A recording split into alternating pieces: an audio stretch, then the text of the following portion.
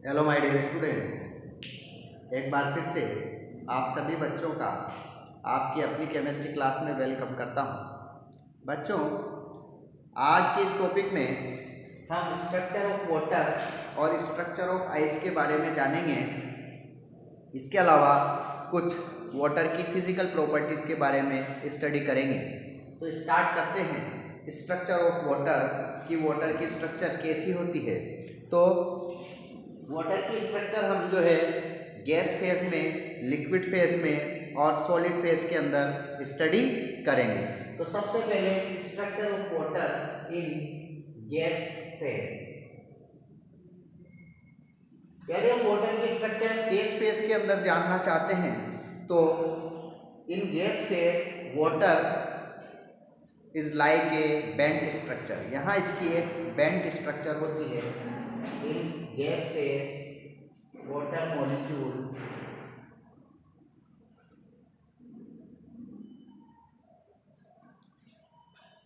Water is a bent structure. Water molecule is a bent structure. तो water molecule की यहाँ पर जो है बेंट स्ट्रक्चर देखी जाती है। किस तरीके की होती है सर बेंट स्ट्रक्चर? तो बेंट स्ट्रक्चर हम इस तरीके से बनाते हैं। यहाँ ऑक्सीजन जो है दो हाइड्रोजन के थ्रू जो है कोवलेंट बॉन्ड से जुड़ा होता है और इन दो कोवलेंट बॉन्ड के बीच में जो बॉन्ड एंगल है वो 104 डिग्री और 5 मिनट का होता है। इसके अलावा यहाँ ऑक्सीजन और हाइड्रोजन के बीच में जो बॉन्ड लेंथ है, बॉन्ड लेंथ, इसका मेजरमेंट जब किया जाता है तो it is found 95.7 picometre. This is bond angle. तो दो कोवलेंट बॉन्ड के बीच में बॉन्ड एंगल 104.4 डिग्री 0.5 मिनट और बॉन्ड लेंथ 95.7 पिकोमीटर होता है। इसके अलावा ये एक पोलर मॉलिक्यूल्स होता है। This is polar molecule.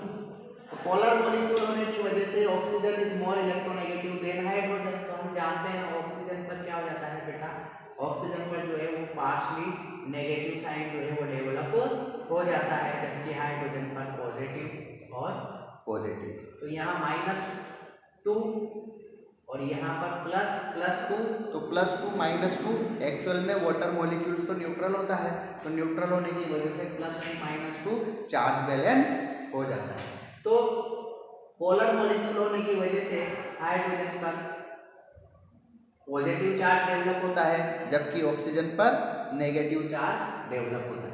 यदि हम गैस फेज के अंदर वाटर मॉलिक्यूल की स्ट्रक्चर बनाना चाहते हैं, 3 डायमेंशनल अगर हम इसका स्ट्रक्चर देखते हैं, orbital structure, 3 dimensional orbital structure यदि हम वाटर मॉलिक्यूल का देखना चाहते हैं तो हम इस तरीके से इसको ड्रॉ कर सकते हैं। This is oxygen, this is oxygen और ये हाइड्रोजन है और ये हाइड्रोजन।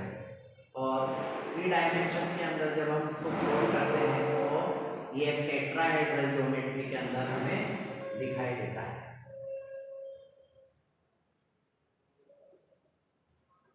टेट्राहेड्रल ज्योमेट्री के अंदर ये इसका एक ऑर्बिटल है, ये इसका दूसरा ऑर्बिटल है और यहाँ ये ओवरलैपिंग हुआ, यहाँ एक हाइड्रोजन ने इसके साथ ओवरलैप किया, तो एक हाइड्रोजन यहाँ इसके sp3 हाइब्रिडाइज्ड ऑर्बिटल के थ्रू ओवरलैप करता है, यहाँ इसके sp3 हाइब्रिडाइज्ड ऑर्बिटल के थ्रू ओवरलैप करता है, जबकि इसके पास 2 लोन पेयर अवेलेबल होते हैं। यहाँ हम देख सकते हैं these are 2 लोन पेयर, एक लोन पेयर यहाँ होगा, एक लोन पेयर यहाँ होगा। तो ऑक्सीजन एटम 2 हाइड्रोजन के थ्रू जो है कोवलेंट बॉन्ड का फॉर्मेशन करता है, बट ऑक्सीजन एटम के पास इसके अलावा 2 लोन पेयर जो है अवेलेबल होते हैं। These are lone pair. तो this is the orbital structure diagram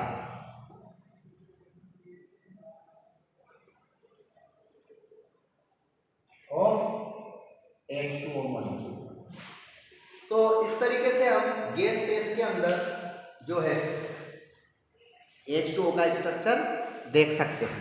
इसके बाद हम बात करते हैं लिक्विड फेज के अंदर। तो लिक्विड फेज के अंदर क्या होता है बच्चों? लिक्विड फेज के अंदर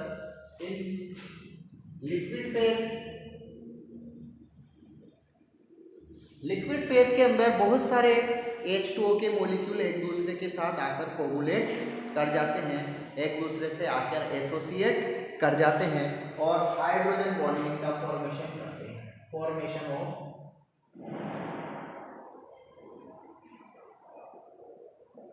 हाइड्रोजन बॉन्ड। तो जब हम वाटर की लिक्विड स्ट्रक्चर की बात करते हैं तो लिक्विड स्ट्रक्चर के अंदर वाटर के बहुत सारे मॉलिक्यूल्स आपस में एक दूसरे के पास आकर एक दूसरे के साथ एसोसिएट कर जाते हैं, कोगुलेट कर जाते हैं और एसोसिएट होकर जो है एक वाटर कंपाउंड्स का फॉर्मेशन करते हैं, वाटर के कंपाउंड्स का फॉर्मेशन करते हैं। और यहाँ वाटर मॉलिक्यूल्स के बीच में जो है हाइड्रोजन बॉन्डिंग एक्सिस्ट करती है, क्योंकि एक वाटर का जो मॉलिक्यूल है this is one water of molecule, ये जब दूसरे वाटर के मॉलिक्यूल्स के कांटेक्ट में आता है तो यहाँ इसके थ्रू जुड़ जाता है।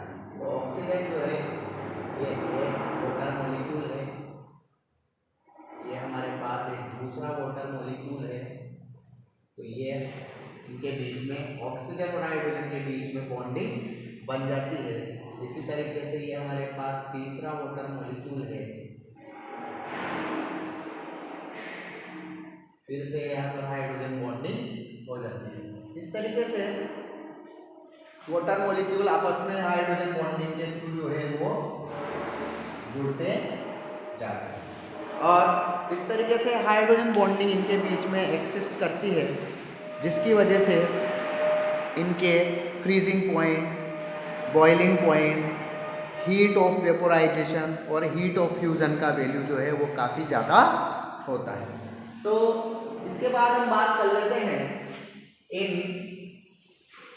क्रिस्टलाइन यानी solid form, in solid phase और crystalline phase. In solid phase जिसे हम क्रिस्टलाइन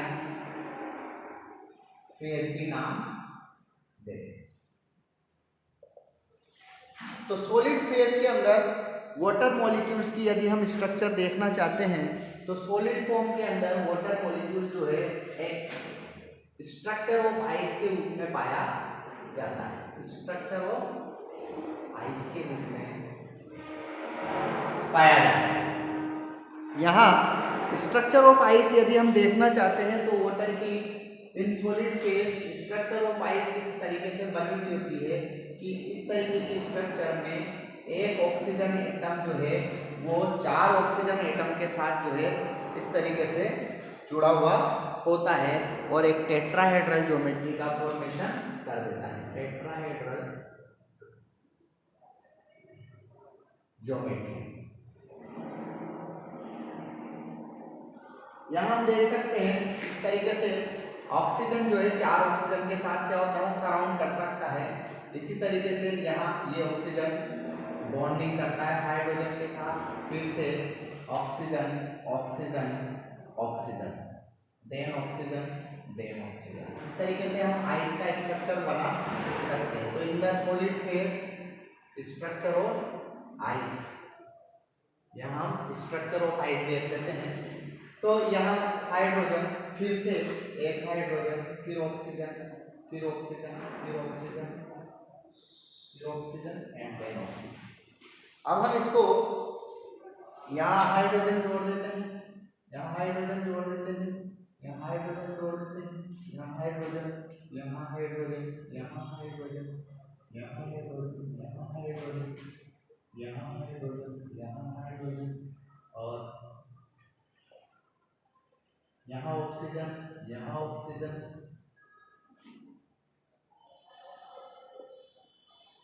यहाँ ऑक्सीजन, यहाँ ऑक्सीजन,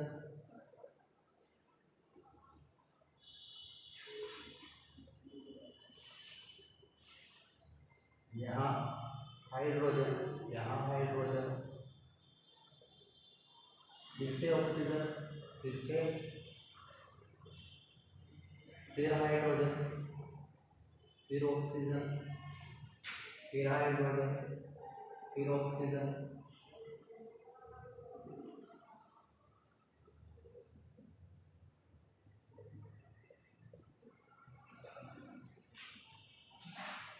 हाइड्रोजन, फिर ऑक्सीजन, फिर हाइड्रोजन, फिर ऑक्सीजन, फिर हाइड्रोजन, फिर ऑक्सीजन। इस तरीके से हमें जो है एक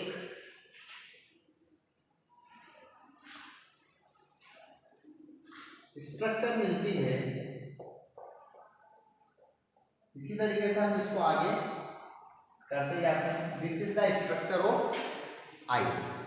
इस आइस की स्ट्रक्चर में हम देख सकते हैं यहाँ ये केज लाइक स्ट्रक्चर होती है, केज लाइक स्ट्रक्चर, जिसके अंदर हमें जो है यहाँ काफी सारे होल दिखाई देते हैं। होल्स के डेवलप होने की वजह से इन होल्स के अंदर क्या होता है बेटा, एयर ऑक्यूपाइड कर लेती है, एयर ऑक्यूपाइड हो जाती है। जब स्ट्रक्चर ऑफ आइस में हम देखते हैं तो इस तरीके से केज लाइक स्ट्रक्चर होने की वजह से यहाँ पर बहुत सारे होल्स का फॉर्मेशन होता है और इन होल्स के अंदर जो है वो एयर ऑक्यूपाई हो जाती है।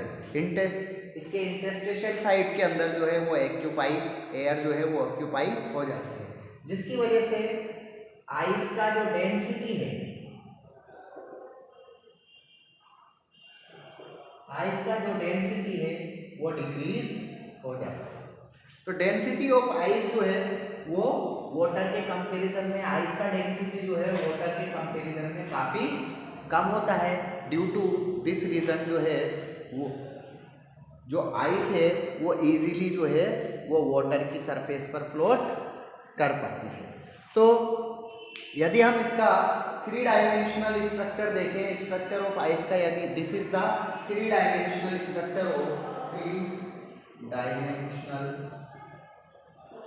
स्ट्रक्चर ऑफ आइस, तो आइस का 3 डायमेंशनल स्ट्रक्चर में हमें दिखाई देता है कि every and each oxygen is bonded with 4 oxygen. और यहाँ हम देख सकते हैं इसी तरीके से यहाँ हम ये भी देख सकते हैं कि हाइड्रोजन, ऑक्सीजन जो है 2 हाइड्रोजन के साथ तो 2 हाइड्रोजन के साथ 2 कोवलेंट बॉन्ड बनाता है और 2 के साथ जो है हाइड्रोजन बॉन्डिंग बनती है। तो जैसे कि हम यहाँ देख सकते हैं, ये सपोज करो यहाँ इस ऑक्सीजन में 2 हाइड्रोजन के साथ तो कोवलेंट बॉन्डिंग की, यहाँ पर कोवलेंट बॉन्डिंग की, और 2 हाइड्रोजन के साथ जो है यहाँ पर हाइड्रोजन बॉन्डिंग बना। तो एक स्ट्रक्चर ऑफ आइस के अंदर एक ऑक्सीजन एटम जो है 2 हाइड्रोजन के साथ कोवलेंट बॉन्ड बनाता है और 2 हाइड्रोजन के साथ हाइड्रोजन बॉन्डिंग एक्सिस्ट करता है।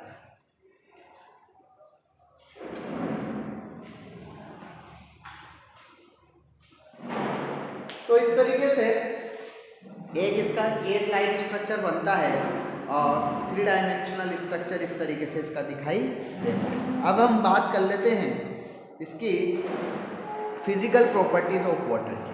तो क्या क्या फिजिकल प्रॉपर्टीज ऑफ वाटर हमें दिखाई देती है? Next, physical properties of water.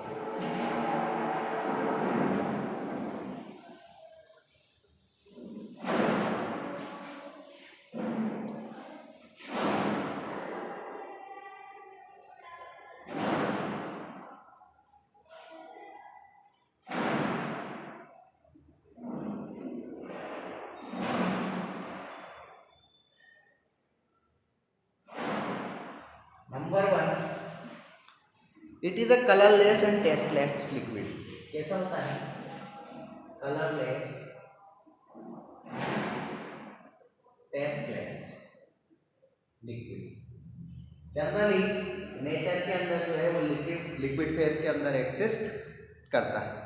Due to presence of extensive hydrogen bonding, इसके अंदर मैंने जैसा कि बताया, इसके अंदर हाइड्रोजन बनाने बॉन्ड बनाने की कैपेसिटी होती है। तो due to extent of hydrogen bonding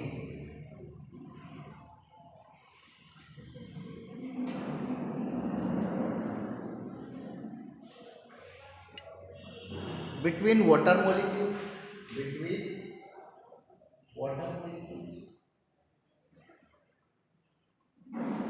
तो हाइड्रोजन बॉन्डिंग बनाने की वजह से वाटर मॉलिक्यूल्स के बीच में हाइड्रोजन बॉन्डिंग एक्सिस्ट करने की वजह से इसकी प्रॉपर्टीज जो है वो उस पर काफ़ी, इसकी फिजिकल प्रॉपर्टीज जो है उस पर काफ़ी इफेक्ट होता है। जैसे कि हम कह सकते हैं this leads to high freezing point, इसकी वजह से ये फ्रीजिंग पॉइंट जो है हाई होते हैं, high freezing point, boiling point भी हाई होते हैं, हीट ऑफ वेपोराइजेशन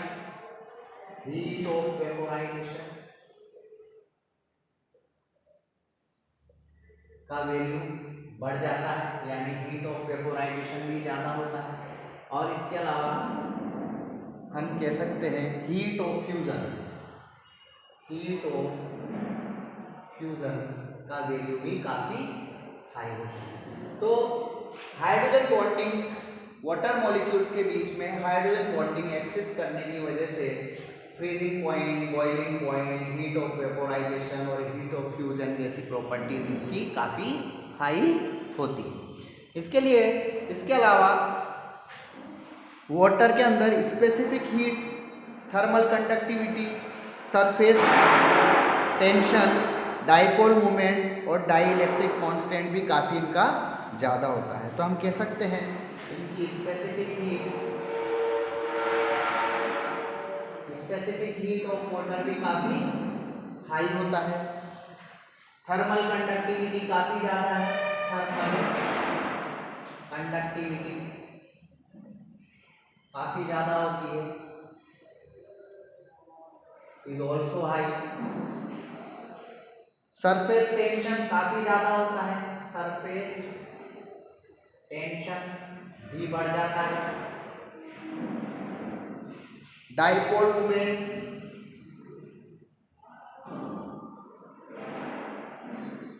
भी ज़्यादा होता है, dipole moment is also maximum.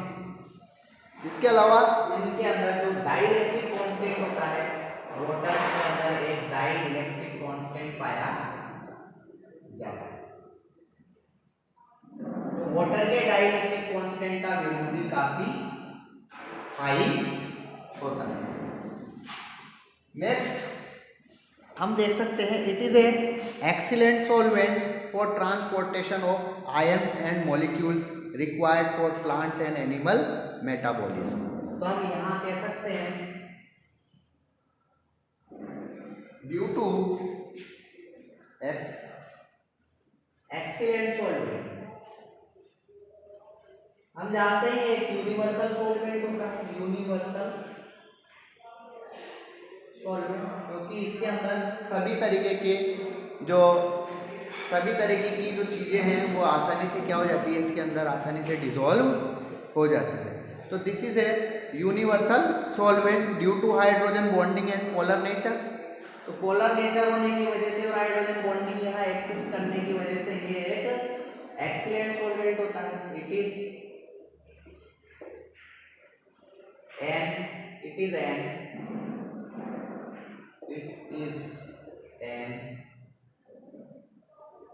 Excellent solvent, और इसी को हम यूनिवर्सल सॉल्वेंट भी नाम देते हैं। तो यूनिवर्सल सॉल्वेंट होने की वजह से इसके अंदर जो मॉलिक्यूल्स और आयन हैं वो आसानी से डिसॉल्व हो जाते हैं। तो molecules or ions easily dissolve, क्योंकि इसका डाइलेक्ट्रिक कांस्टेंट जो है वो काफी ज्यादा होता है।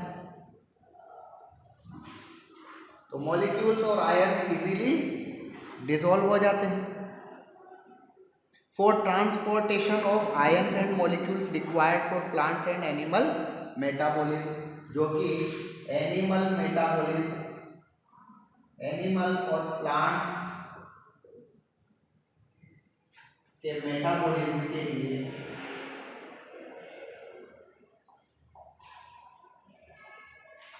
काफी यूजफुल है।